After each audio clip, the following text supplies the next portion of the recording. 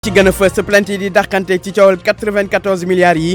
kiñ ci tuumal Mamour Diallo dina porter plainte ki ko tuumal Ousmane Sonko tey jii naka noonu tam waa Front Frapp France Dégage ñoom tam daañu porter plainte ngir yoon leeral coow loolu maire Médina di fësal ci tàngeem Bamba Fall xam na ne bu nguur gi teelul jóg ci bâtiment yu màgget yi yeneen i jëye dina amaat ndax lu mët lépp juróom benn fukki taax ñu ngi waaj a màbb ci Médina mu wax lu ni mel na gannaaw bi benn nit faatoo démb ci bâtiment bu daanu ñaari fan des ci màggal gi waa OFOR kuréel gi yor forage ci kaw gi di xam ne ndox dina doy ren ndax matuwaay yi ci war yëpp jël nañ ko ba mu mat sëkk daañu sa xibaaru tàggat yaram chronique culture bi jeexal ak li ci yenn kaay yi mu nekk li gën a fës ci xibaar yi nes lu ni ci ay faram-fàcce. El Hadj Ndiogou Diène mbokk yi ñu leen di nuyu di rafetlu bu baax a baax seen ànd ak rajo Futur Média xibaaru suba gi dañ koy door ak coowal 94 milliards gi lëmbe fan yi ci réew mi ñaari plainte nag tey jii daañu ko déposé ci procureur tey ci talaata ji benn bi nag mooy plainte bu avocat yi la yool Mamadou Mamour Diallo ne woon fii directeur des domaines nga xam te ni moom lañ tuumal ne dafa luubal koppar yooyu toll ci juróom-ñeent fukki milliards ak ñeent plainte boobu jëm nag ci ki ko tuumal di Ousmane Sonko jiite parti bi di Pastef nekk député ci assemblée nationale ñoom seen plainte boobu bu 11h jotee lañ ko fas yéene yóbbu laata loolu nag 10h ñi ñoom ci la ñu yóbbu seen plainte di nag kuréel Front Frapp France Dégage ñoom nag nee nañ leen rek la ñuy sàkkum mooy ñu leeral ba mu leer nañ ñi mbir moomu ndaxte alalu askan wi la dañ ciy déglu Ousmane Wade nekk délégué général bu Frapp France Dégage. bëri na coow bi nga xamante ni ñu ngi koy dégg ci 94 milliards yi waaye yaakaar nañ ne tey war nañu mën a xëy comme sénégalais bu nga xamante ni bokk na ci réew mi et que budget bi 94 milliards yi ñu wax sénégalais yi xaalisu Sénégal la xaalisu sénégalais yëpp la et que sénégalais bu nekk am na sañ-sañ wala leneen ak leneen pour dem laajte ñu leeral ko ci lii nga xamante ni moom mooy 94 milliards et que ñu ngi woo pour nit ñi ñëw ngir ñu wax exactement lan lañ dëxëñ ci biir plainte boobu ñu bind buñ déposé ba pare ñu doog a fësal li nga xamante ne moom moo nekk ci biir plainte bëri na ay organisation yi nekk biir Sénégal comme ñun wala ñu gën a am taxawaay ñu gën a am yëg-yëg ngir seen ay ressources ngir seen ay gàncax ngir seen ay économie et que soxla nañ ñi wax ñu seen xaalis ak seen gàncax wala seen ressource ñu wax ñu fan la dugg ñu leeral ñu ci loolu yaakaar naa sénégalais bu nekk am na sañ-sañ war na am yëg-yëg bu toll ni bu amee lu ko leerul ci bopp bi mu taxaw laaj ko di kàdduy Ousmane Wade nekk délégué général bu kuréel gi di Frapp France Dégage ñoom tey jii kon daañu déposé plainte naka noonu tam avocat yu Mamour Diallo assemblée nationale tey jii daañu amal ab plénière mu jëm nag ci ubbiteg session ordinaire bi nga xamante ne benn lay doon session ordinaire unique 2019-2020 li ci nar a gën a fës nag ci ndaje boobu mooy yeesalaat gu ñu war a yeesalaat bureau bu assemblée nationale 8h tegal ñetti minutes. RFM rajo askan wi. wax ci leneen muy nag jëyee ju xew démb fii ci Médina di nag benn tax bu mabbu ba nag benn soxna ñàkk ci bakkanam naka noonu tam ñett nit ñi jëlee ci ay gaañu jëye jooju nag mi ngi xew fii ci rue 6 angle 5 ci Médina Mamadou Mahba. lii man duma ni bett na ma. te bu amaatee suba wala guddi wala gannaaw. Mamadou Oumar Baax la ñuy déglu mu jëm nag ci jëye ji xew fii ci Médina benn taax bu daanu ba benn soxna ñàkk ci bakkanam naka noonu tam ñett nit jële ci gaañu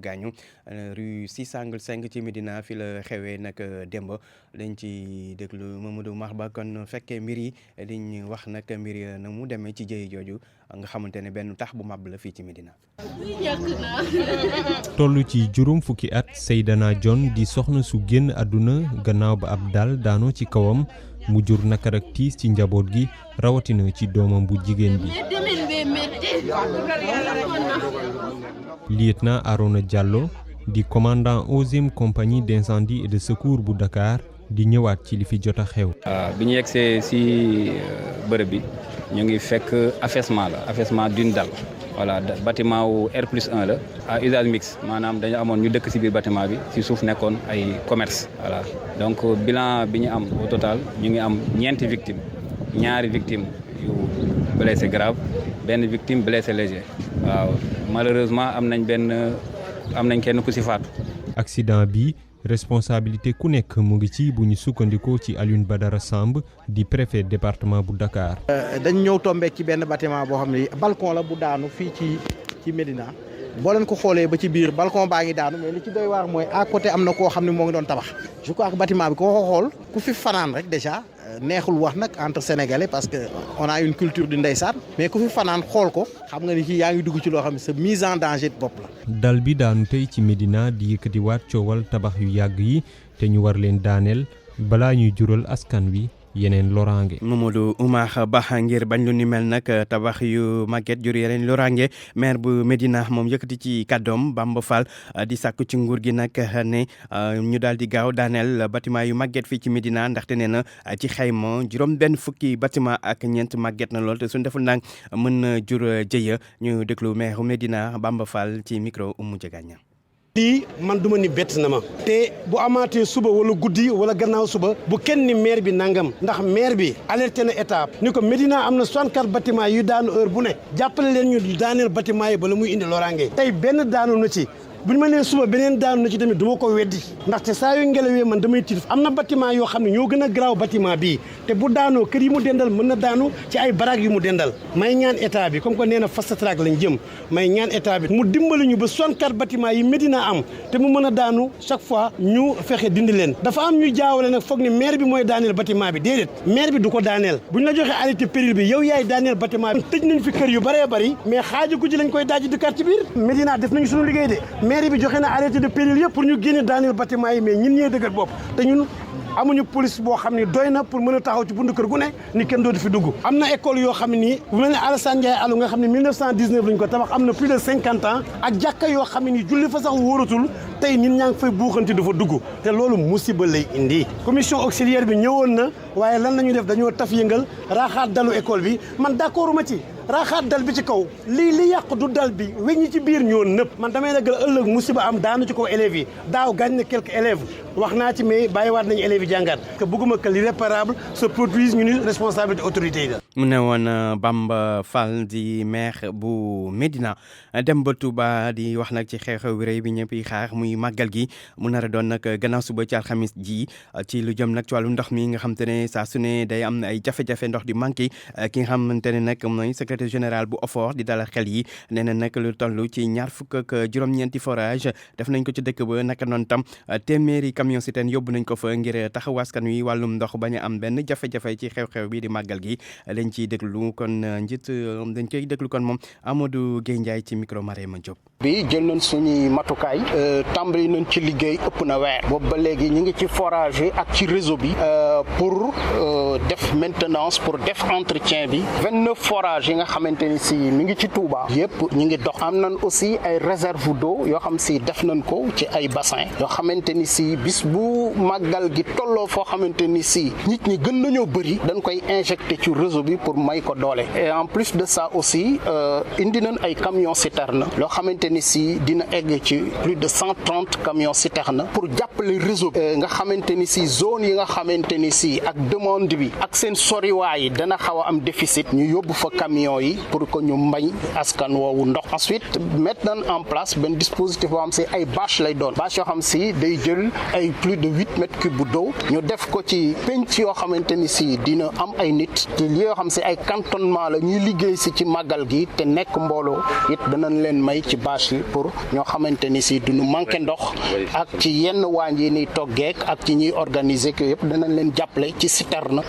mbooloo mi war a ñëw il faut ñu fàggandiku leen parce que mbooloo mi ñëw dina yokk population Touba su ko ñaartewul dina ko ñetteel kon ñooñu dañuy ñëw aussi pour consommer ndox mu bëri bon ba tax na il faut que ñu fàggandiku.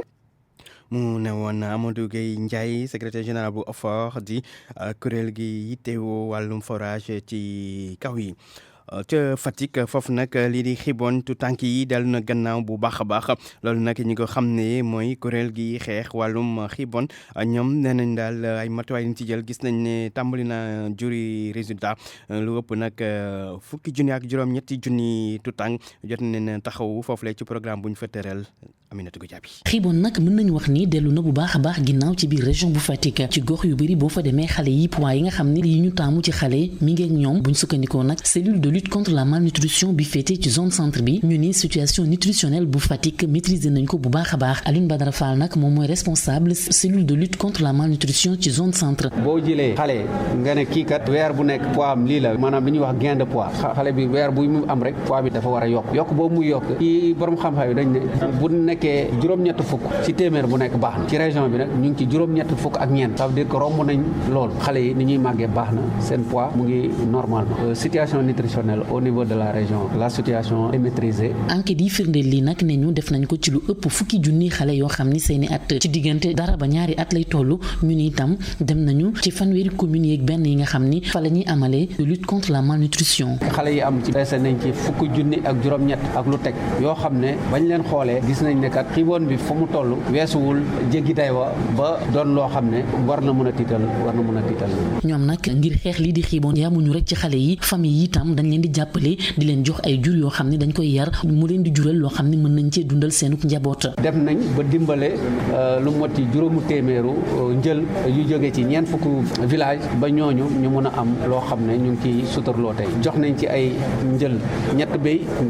njël yooyu tey ci gën a tuutile ak juróom benn béy. adjoint gouverneur bu Fatick chargé du développement na bu sañoon ñu doole liggéey bi ba résultat yu baax yi ñu am ci xeex xiibon ñu mën ko maintenir Aminata Goudiaby Fatick RFM. Aminata Goudiaby bu ñu jógee Fatick dañuy dem ba diwaanu Thiès rawatina ci dëkk bi di Notto Diobass foofu nag daañu fa tabax lu toll ci junni logements sociaux tax sax ba démb kii di ministre bi ñu dénk wàllum tabax demoon fa nemmeeku béréb bi nga xam te ne fa lañ ko war a def dañuy déglu ministre Abdou Karim Fofana ci micro Cheikh Anta Diop. mooy programme 100 000 logements ñu fekk fi promoteur bi nga xam ne mooy espace une famille un toit avec le maire monsieur Alioune Sarr di ministre du tourisme ñëwoon fii dëggal li nga xamante ne mooy projet bu mag bi président de la république diggee woon muy programme 100 000 logements li mu ci jublu woon mooy wàññi coono sénégalais yi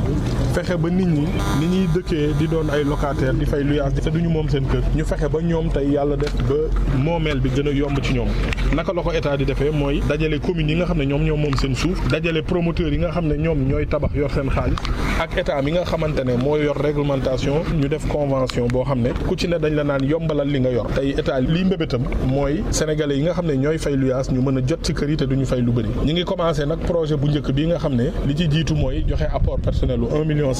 après nag ngay fay 88 000 am na projet yoo xam ne du am apport personnel ndaxte état bi mi ngi teg li ñi nga xam ne moom la ñuy wax fonds de garantie du logement dina wàññi apport personnel yi tey jii fi ñu toll lii mooy projet bi njëkk bi nga xamante ne yokkute bu mag la ndaxte kër goo xamante ne 200 mètres carrés la ñu tabax ko def ci fosse septique am ñetti pièces am ñaari toilettes ngay fay 1,5 million ci boo inscrire buñ la ko livré fii ak at weer bu jot ñu daggale 88 000 fii ak fukki at ak juróom nga moom sa kër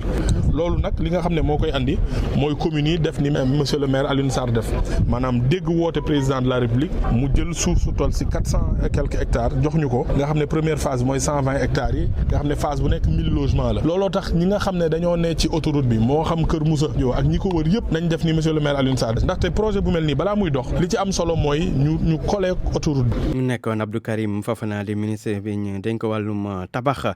dem ba diwaanu Ziguinchor dëkk yi di Jifangor Boukiligo ak Moulomp ñoom nag am nañu ay jumtuwaay lu ci mel ni nag marché bu ñu jagleel jur gi ak tamit dig antisel di loo xamante ne nag dina gën a jàppale askan wi ci seen wàllu nekkin Lamine Ba. ci doxalinu PDRS te waa Banque africaine développement daanaka jàppale ko li mu bëgg mooy fexe ba askan wi nga xam ne ay néew di doole la ñuy jàppale leen ba nga xam ne seen dund mën a yomb ci ñoom Younous Sambalou moom moo ko jiite. avant fii unité de transformation lii laa doon am PDRS jox dama ay équipement ak ay matériel de transformation actuellement lii lay am donc am naa ci augmentation beneen impact mooy que ci Boukitengo ak dig antisel bi avant dig antisel bi daanaka foofu yëpp kenn du ko doon bañ. Mais actuellement, après la réalisation de l'ouvrage, ñoom ñëpp ñëw nañu jibee donc impact bi mooy seen production day yokk seen rendement tamit day yokk waaw loolu yooyu nag lu yëpp bu yokkee nag maanaam dafay nekk dañoo gën a dëgëral sécurité alimentaire bi ci population yooyu je pense que impact bi ñu ngi koy commencer di gis. projet boobu nga xam ne ñoo koy tuddee PDRS daanaka jeex na waaye am na bi nga xam ne moo ko fi war a wuutu mu war a am taxawaay bu am solo bu jëm ci taxawal ay PME yu bëri buñ sukkandiku ba léegi ci kàddu yu nu Sambalo. mooy Proval projet boobu nag dañ koy lancer te dina dem en tout cas activités yi yëpp dañ koy orienter ci wàllum création de PME agricole donc pour que nit ñi entrepreneuriat agricole nit ñi mun a am seen entreprise donc nga mun a am créer sa propre entreprise. ñi jiite projet bi nag ñoo ngi yoon fii ci Ziguinchor ngir ñëw xayma liggéey bi nga xam ne nag amal nañ ko ci wàllu nag askan wi nga xam ne moom la ñu jagleel jumtukaay yi yëkkat nañu ay kàddu sakku ci kilifa ñu wëyal di leen indil yële xeetu jàppale ba nga xam ne dinañ xeex bu baax a baax li di ndool mi. Lamine Ba, Ziguinchor, Radio Futur Média. RFM Sport.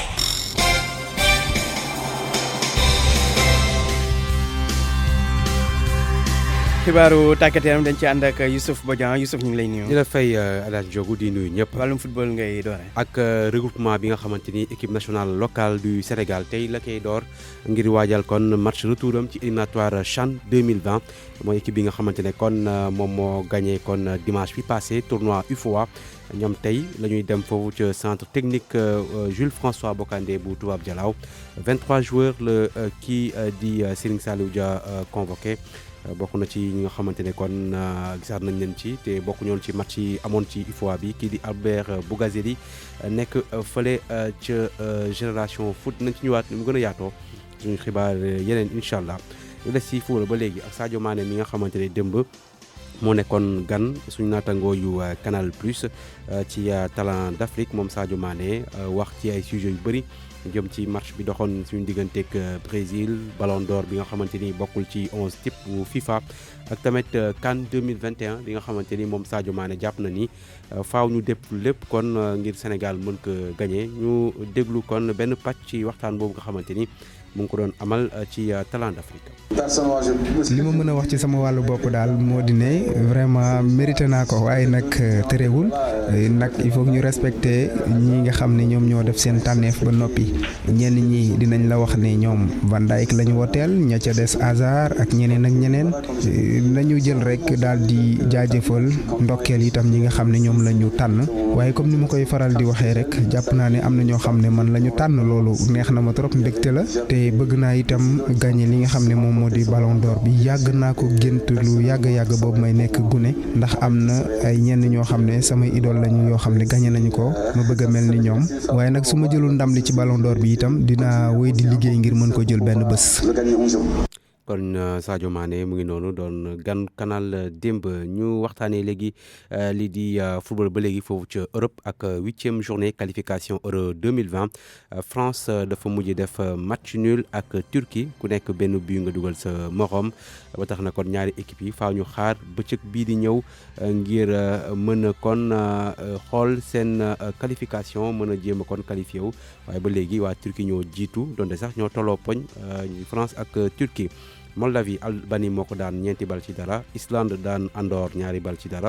ci groupe A bi Angleterre nag dóor yu métti la dóor Bulgarie juróom benn bal ci dara 6 buts à 0 Kosovo daan Monténégro 2 buts à 0 Portugal bu Cristiano Ronaldo dafa daanu fële ca Ukraine 2 bal ci benn Ukraine kon di gën a raw Portugal léegi juróom-ñetti poñ la ko rawee kon Portugal moom mooy 2e Lituanie moom Serbie moo ko fekki daan ko 2 bal ci benn beach soccer la ñuy waxtaanee léegi maanaam football ci plage ak jeux mondiaux yi nga xamante ni ñu ngi am fële ca Qatar Sénégal nag du mujj génn ci ñaareelu tour bi donte sax am na ndam démb ci kaw Ukraine 7 buts à 5 la leen dóor Sénégal waaye li tax nag demunu mooy défaite bi ñu amoon suñu diggante ak Iran kan moom moo mujj dem ginnaaw bu mu daanee Paraguay kii di Ngala Sylla jàpp ni kon sorewuñu lool qualification bi waaye lu baax rek la jàpp ci compétition boobulee mu am yaakaar ni dina leen amal njëriñ ci coupe du monde bi nga xamante ne ñu ngi koy waajal ñu déglu ci Ngala Sylla sant yàlla si ndam li mu ñu may si contre Ukraine 7-5 waaye di wax na ne loolu doyul woon parce que il fallait que Iran aussi ñàkk te malheureusement Iran dafa gagné Paraguay par 5-4 donc tey bu ñu xoolee si classement bi Iran moom moo jiitu am juróom-ñaari points Sénégal topp si am juróom-benn point après Paraguay ñëw ak ñetti points Ukraine ñëw ak 0 point di wax ne c'est dommage que ne ñun tey ñàkk nañ si tournoi bi place boo xamante ne important woon na trop pour ñu mën a continuer mais sport moom noonu la da ngay daan baa ñu daan la sport bi démb nag nit ñàkkee contre Iran loolu mooy déception bi daal parce que match Iran bi daal waruñu ko woon perte mais bon sport moom noonu la comme ni ñu ko waxee da ngay daan baa ñu daan la yàlla def na nag démb daan nañ ñu nangu dogal bi parce que ñun tamit ay croyant nan bu dogal jotee dañ koy nangu di wax ne rek ne aussi am na ay choses yoo war nañ rectifier waat bu baax sax bu ñu bisee Sénégal loolu lañ si jàngat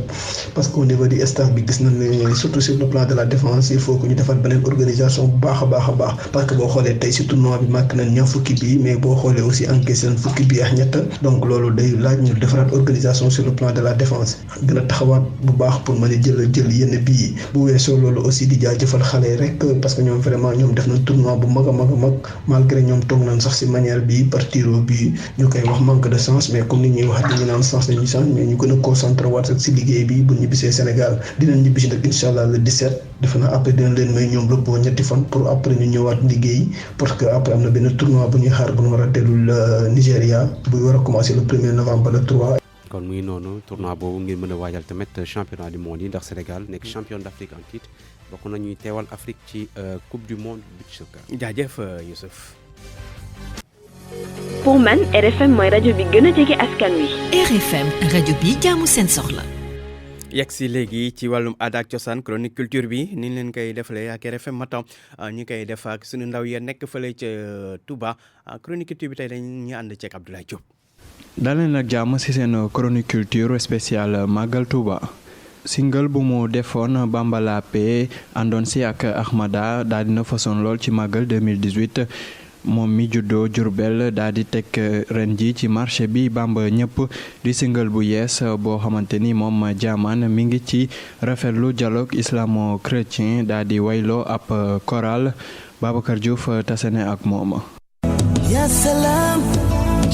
beneen single ci màggal gi mais single boo xam ne ni buñ ci jàpputoon du génn Abdoulaye Thioune ñu koy wax jaamaan. ren sax naruñu woon a génnewaat benn son parce que dañu ne woon dañuy bàyyi son bale mu dem mais ay kilifa ñoo ñu woo demandé waat ñu ko et kilifa nag yu mag yu ñu bëggul tudd seen tur yu nekk si yoon bi. moom nag fa mu tegoon tànkam rek la ko delloo njàngale mi wante njàngale mi nag dafa war a jëriñ askan bi yëpp jullit ak chrétien bokk di wër sëñ Touba lii ñëpp ci war a roy. parce que man maa bëggoon ñu wane choral bi ñoom ñu taxaw takk ay croix di kennal di wax di wey ci Serigne Touba mu nekk loo xam ne lu ñu accepté la ñoom parce que ay sénégalais lañ comme ñëpp te Serigne Touba sénégalais la mënoon na feeñ feneen ak feneen ak feneen donc fierté boobu lañ ci am ñoom donc tey jii nii dañoo war a nekk ñun Sénégal vitrine boo xamante ni àdduna bi yëpp daf ñuy xool. lii di wone rek ne ci jamonoy màggal moom léppay dox.